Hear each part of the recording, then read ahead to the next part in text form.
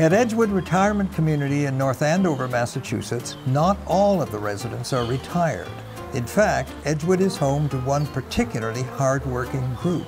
I'm referring, of course, to the colony of honeybees who make their home in the hives near Edgewood's resident gardens. I recently had the opportunity to catch up with Mary, Edgewood's beekeeper, to chat about the community's tiniest residents.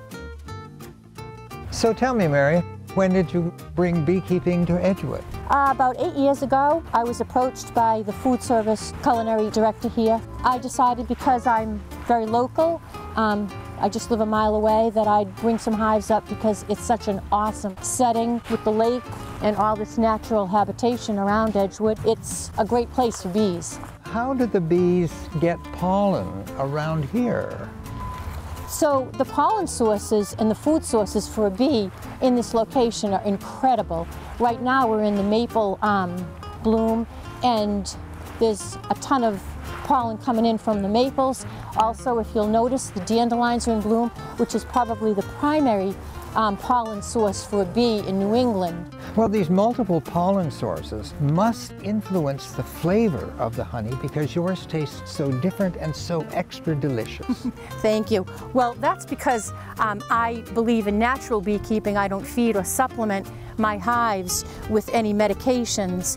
I don't have any plastic or implements that I use. My bees are all natural and they find their own food sources. I don't feed them sugar water.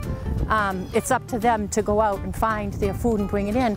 My name is Gary White, and my wife Susan and I moved to Edgewood 2 years ago. When we started looking around at communities to move to, we were very much attracted by the natural setting of Edgewood. We really enjoyed gardening. That was one of the attractions. In ancient Greece, Aristotle wrote about the lives of bees and the practice of beekeeping. But it wasn't until the 18th century that Europeans began to study the biology of bees and their colonies. This led to the invention of a movable comb hive that allows man to harvest the honey without destroying the colony. My wife and I came up to the garden 2 weeks ago to clean it up for the summertime. And while we were up here, we were planting hyacinths. And we looked over at the pulmonaria and daffodils over here, and they were filled with bees.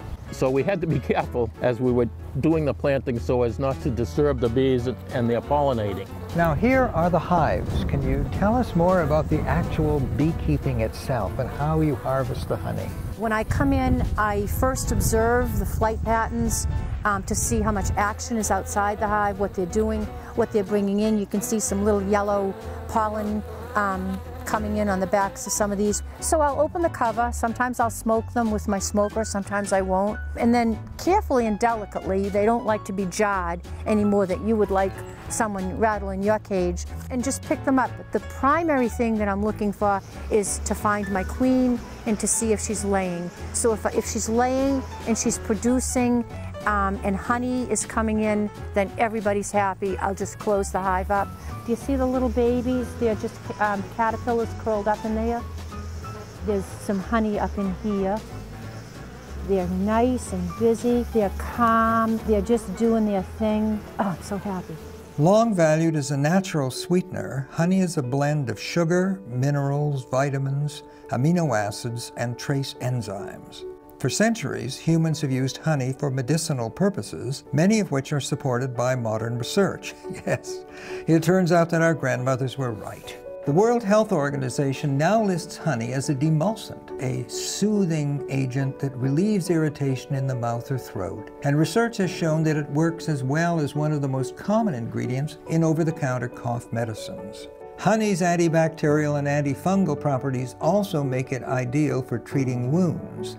In fact, topical application of honey was a conventional treatment for fighting infection up until the discovery of penicillin. And while the jury is still out, some research suggests that consuming raw, unfiltered, local honey may help us build up natural immunity to the pollen allergens in our environment by gradually introducing small amounts in our systems. So I'll take one frame at a time. Sometimes I can just lift the whole box down onto another box. I bring them home just around the corner. I put them into a big extracting machine and it spins the honey out. I lightly filter my honey. The Edgewood community uses it in cooking. And it tastes absolutely divine, Mary. Thank you very much for what you've done for Edgewood. Thank you. Thank you so much. I enjoy it.